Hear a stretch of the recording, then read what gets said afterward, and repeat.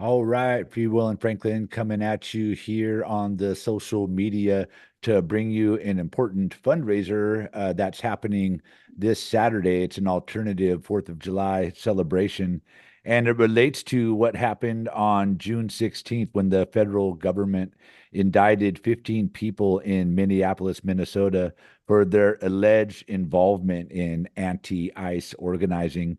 And on that morning, heavily armed cops kicked in doors and dragged the accused out of their homes.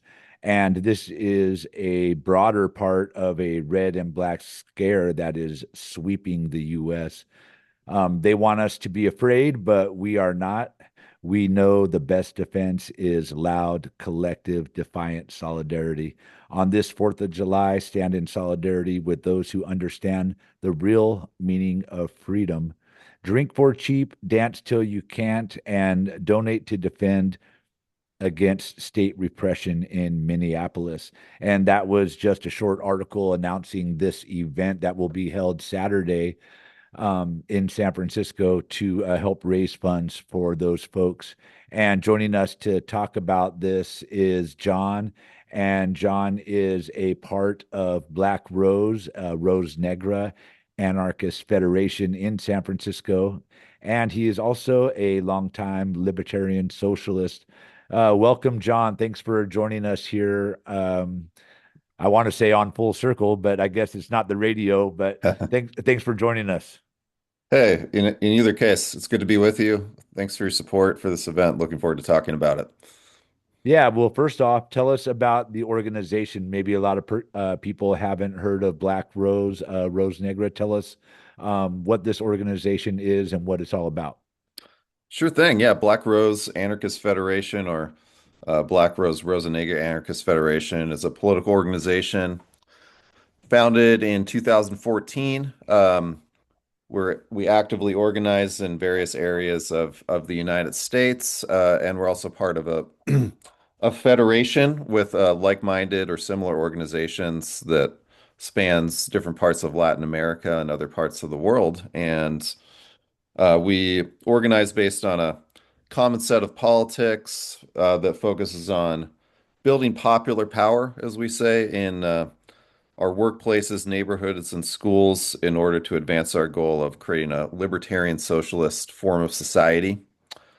So, yeah, many of us are involved in organizations like tenant unions, labor unions, other organizations, student organizations, and we do that through the specific approach of trying to promote libertarian socialism.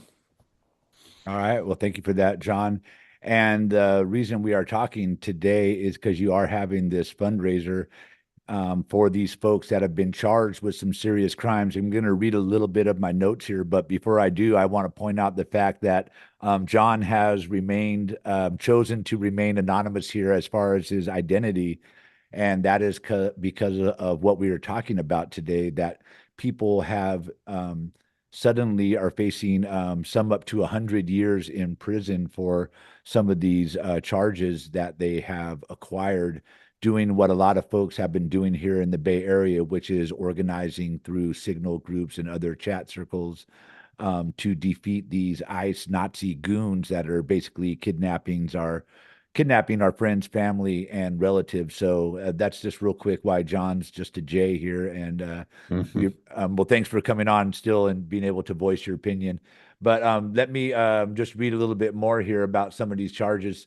So 15 members and associates of an alleged activist direct action group called Direct Action uh, Minnesota were charged by federal prosecutors with conspiracy to impede or injure federal officers during immigration crackdowns in the Twin Cities.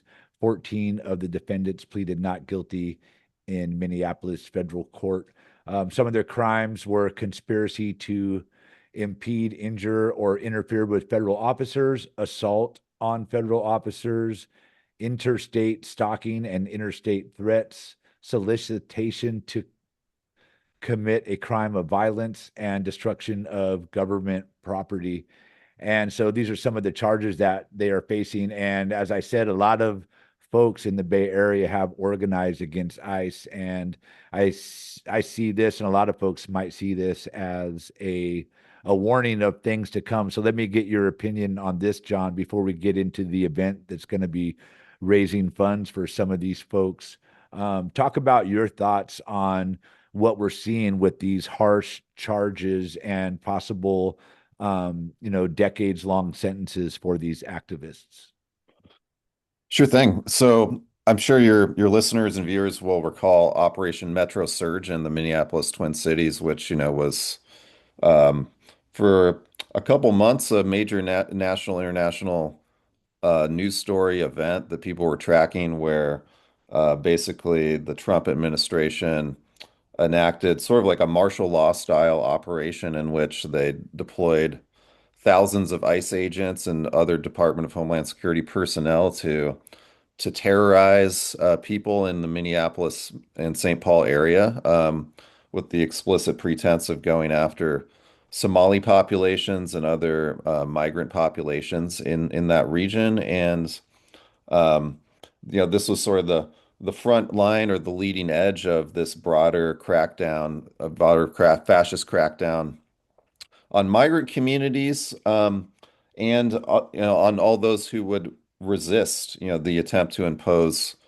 an authoritarian style of governance, with the pretext of immigration as sort of like the wedge issue, right? That could intimidate people into complying with the broader Trump agenda. We saw the incredible amounts of state violence being directed at people who resisted the ICE and Department of Homeland Security operation. We saw famously two people killed, by ICE agents at the time, Alex Preddy and Renee Good. And so, just to, kind of draw people's attention to the context in which these activities took place, what is basically alleged here is that a group of people resisted that operation. They did so through coordinating and organizing to try to block ICE agents from carrying out these activities. They communicated with each other in things like signal groups. They had, patrols where they tracked ICE agents' movements and so forth.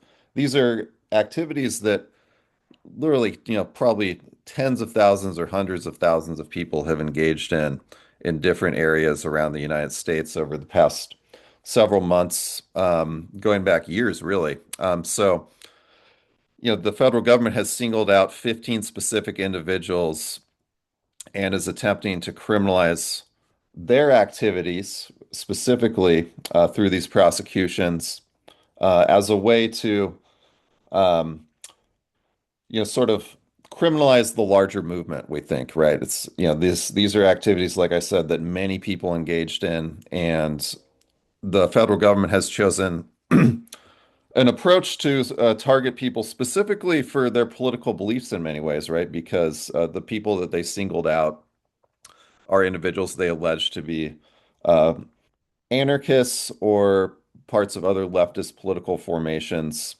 Um, who were in fact just some members, right, of these larger groups, but because they were part of specific political organizations or had specific political beliefs, they're subject to greater scrutiny and surveillance and greater repression. And all of that is sort of an expression of the narrative that the federal government is trying to put out about these types of activities, that they're driven by, people affiliated with Antifa, right?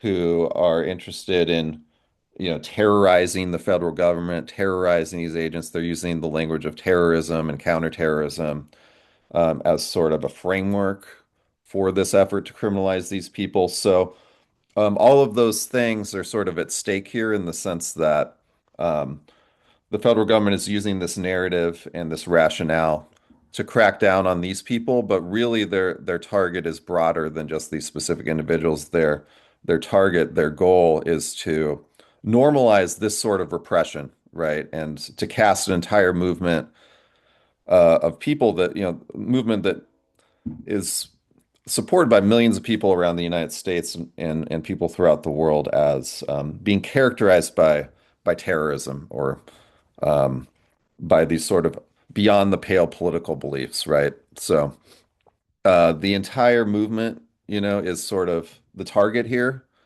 in a broader sense, and so these specific individuals are being made to stand in for the entire movement, and that's why we think it's so important to be in solidarity with the people facing these charges because they represent all of us who would resist these sorts of fascist and authoritarian moves by the Trump regime.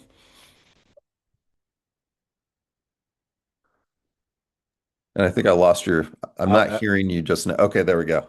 I was on mute. Yeah, let me ask you this because a lot of these heavy, harsh sentences, we see it with some folks here in the Bay Area on the Golden Gate Bridge when they did the tax day protest for Palestine. Mm, Some harsh sentences that they're trying to put on those folks. We see it in Minneapolis here with these folks fighting against ICE. As you said, it's broader than just the the ICE, the people battling ICE. But let me ask you this, because part of what I'm seeing with the flyers and with folks is that this is a scare tactic to try to keep people from going out into the streets, from organizing, from even using signal chats to organize themselves in a order of resistance to resist these ICE groups. Has it had a personal effect on you? Are you more worried or scared about your safety and security? I mean, you're not showing your face here. That's one level of security. But has this struck a chord in you, seeing how these folks may be sentenced here? yeah, I do feel affected by it personally, certainly, as someone who believes in the same things, I think broadly speaking, that these people believed in, who believes in taking the kinds of actions that these people, allegedly took in this particular circumstance. I do feel a chilling effect, and I think that that is by design. This sort of prosecution is designed to instill a sense of fear, a sense that there could be personal consequences for doing the sorts of things these people are alleged to have done. So, like many people, when I received the news that this had happened, it definitely caused me to reflect on my own personal security, right? As someone who sympathizes with these sorts of actions and engages in political organizing, and does that as a libertarian socialist, right? So, nonetheless, it's still crucial to speak out and to sort of retain a sense that we're stronger together. We're stronger if we continue to organize and do the things that are being criminalized by the federal government. Ultimately, no one is going to come to save us, from the sort of authoritarian drift that we're seeing in our society. We have to organize ourselves, we have to fight back, and we have to be in solidarity with those who are facing the most severe forms of persecution because, these sorts of things could happen to any of us at any time, right? If we do engage in these sorts of activities. So yes, it does affect me personally. It also strengthens my resolve to Yeah. be in solidarity, to organize in support of these comrades in Minnesota. Definitely. I feel you there. I feel like some folks that may be, questioning going out protesting for the first or second time that are maybe new to it, but have been out, maybe they won't go again. I feel like folks that are more a little hardcore, that they're dedicated to this, it's only going to strengthen the resolve, as you said. And I'm just going to read a little bit part I left off that kind of talks about more of what the prosecutors allege, and they in their case of the 15 in Minnesota, prosecutors allege that defendants use messaging apps to violently oppose immigration enforcement, coordinate blockades at Whipple Federal Building, and track the movements of U.S. immigration and custom enforcement agents. While all 15 were charged with conspiracy, individual members face extra charges based on specific incidents. So we won't get back into the conversation about that, but I wanted to make it clear that I feel like a lot of us are using messaging apps. We're trying to track where these goons are in our neighborhood. So I feel like if you're doing that, this is talking to you. But let's move into the fundraiser. I'm going to throw your flyer up here if I can get it right. So we're going to have a Summer of Solidarity party benefiting Minneapolis anti-ICE defendants. That's going to be July 4th um, at 9 p.m. Am I correct? That is correct. Okay. Exactly. July 4th at 9 p.m. with DJ sets and drinks. This is going to be at Tamarack Park in Oakland. Talk about the event and what's the idea behind it. I understand it's a fundraiser to help these folks in Minneapolis. That's exactly right. Yeah, so we're going to gather at the Tamarack Social Center, which is on Harrison Street in downtown Oakland, and we're going to throw a party. It's a day to celebrate freedom, right? And what we mean by freedom is much different in this particular case than what the United States government perhaps means by freedom, in reference to the 4th of July. But yeah, we're gonna have drinks, we're gonna have a DJ, and yeah, it's an opportunity for people to come together, celebrate, but also, celebrate for the purpose of being in solidarity with these folks through, spending a little bit of money, on some mixed drinks and other things that we'll have available, um, so that we raise much needed funds, to support these comrades. Um, and it's also an opportunity to learn more, right, about the particularities of this case and perhaps, how to get involved yourself, right? If you're interested in supporting legal defense networks, kind of movement-oriented community defense and education, this is an opportunity for folks who would like to be a part of those kinds of activities or that kind of organizing. Definitely. And I'm glad you're doing this because these folks take on these roles out of their morals and the kindness of their large hearts out there to stand up to these goons on the front lines, risking their life, as we've seen in the case of Renee Good and Alex Pretty, if not their life, risking imprisonment, trauma to their bodies, to their minds. So it takes a village, as we said. Let me just get your thoughts as we close out here. You're doing this work. What personally drives you to do this work? I'd say at the core, it's that I believe, deep in the fiber of my soul that we can have a better society than we have now. We can have a society where people aren't oppressed and dominated, where they have what they need, where they have the freedom to be who they are in this world. And um, what is preventing that from happening is that the government and the capitalist class are intent on maintaining the system of domination that rewards them, right?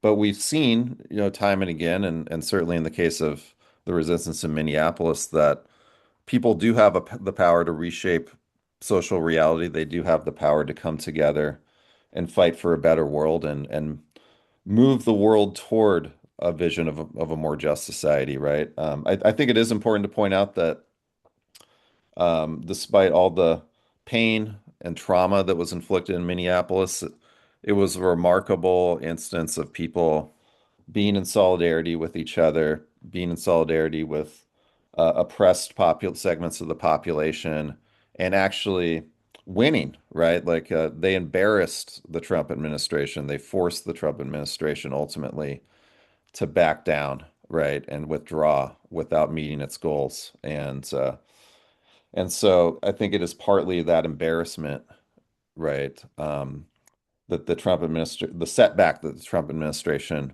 was dealt by that people's movement that has led to the targeting of these 15 people in Minneapolis as the Trump administration tries to, you know, s- save face and sort of deliver the message to its base that it has the initiative, it has the upper hand, right? But yeah, we know, and I know, right, that um, the answer to all of our social problems ultimately is going to be solidarity. with those on the front lines, right? That is essential if we're going to move forward and realize a better world. So yeah, it's both that belief that it can happen and also inspiration I gain from seeing uh, the struggles of people like those in Minneapolis actually winning, right? That motivates me to be involved in these sorts of efforts. Right on. Thank you. That's John. He is part of Black Rose, Rose Negra Anarchist Federation in the San Francisco Bay Area. John, I got your flyer up on the screen, but give us a shout out on the date, time, and location one more time. Yeah, you got it. So July 4th, Saturday, July 4th, coming up this Saturday. I guess this will be the day after you post the show, right? So tomorrow, tomorrow at 9 p.m.